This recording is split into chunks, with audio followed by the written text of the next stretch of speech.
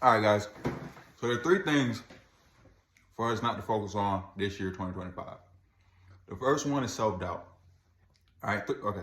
Three things that I want to talk about that we should not focus in this year, 2025. Are you ready? Are you ready?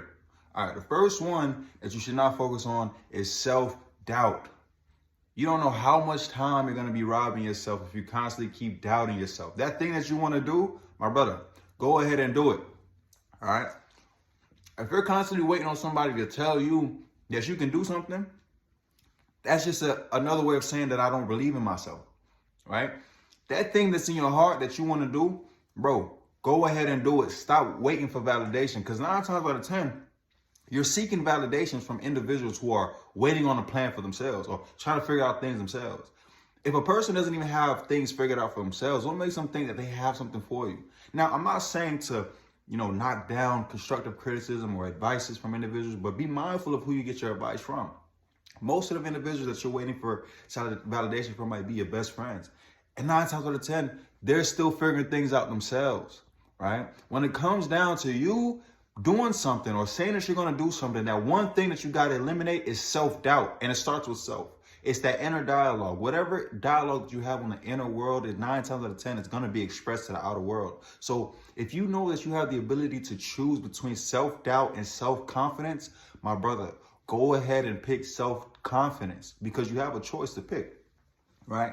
Now, number 2, limitation, right? Limitation is that one thing that you need to get rid of, right? See, limitation, let me tell you about limitation.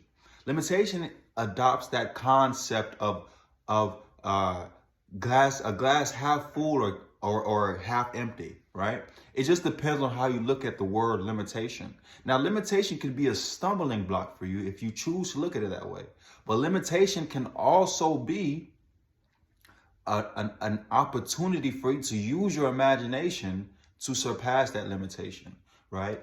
Like I said, limitation adopts that concept of glass half empty or half full. It just depends on how you look at the word limitation. You see, these architects and these creative builders and these geniuses, they use limitation as fuel, right? To create and to overcome. When we look at Thomas Edison, right? He could have stopped when he got to the 9,999th light bulb. That was a limitation, but he used it as fuel to continuously figure out the plan. And now, today, we have light, right? Same thing goes for Henry Ford. The limitation, the eight-cylinder combustion engine, was that one thing that even the workers were saying that it wasn't possible. The people working for Henry Ford. But he said, no, we must figure this thing out, and we're going to figure it out. And he did figure it out. Right, so limitation can either be used as a block if you look at it that way, but it could also be used as that thing that motivates you to push and to find answers. Right, and last but not the least, the third thing that I want you to eliminate this year, 2025, is comparing yourself to others, bro. Look, the Lord made you for a reason. Do you think that the Lord made you to be like somebody else? If that was the case, he would have just made you that person. I mean, we look at the massive miles of sky that just dangles over our heads. We look at the manifestation of trees. We look at all these the massive ocean. Look at the power of God. And that same power he used to make you as an individual. Like, out of 7.3 billion people that exist on this earth, there is not one person who is you, right? That's something to be proud of. That's something to be excited about, right? And when it comes down to you, you know that you have qualities that other people don't have, right?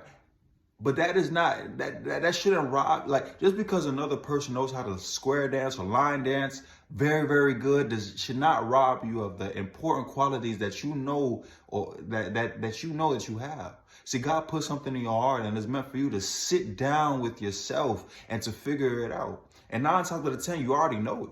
But the things like self-doubt and limitations are the things that's holding you back. See, the saying that comparison is a thief of joy is really, really true. Because 9 times out of 10, when you compare yourself to another person, that means you're looking at the things that you don't have, right? And when you focus on lack, that is exactly what you will attract, right? If you want prosperity, focus on the things that you have. Instead of comparing yourself to others, appreciate the qualities that other people have. When you appreciate what people have, that gives you opportunity to appreciate what it is that you have, right?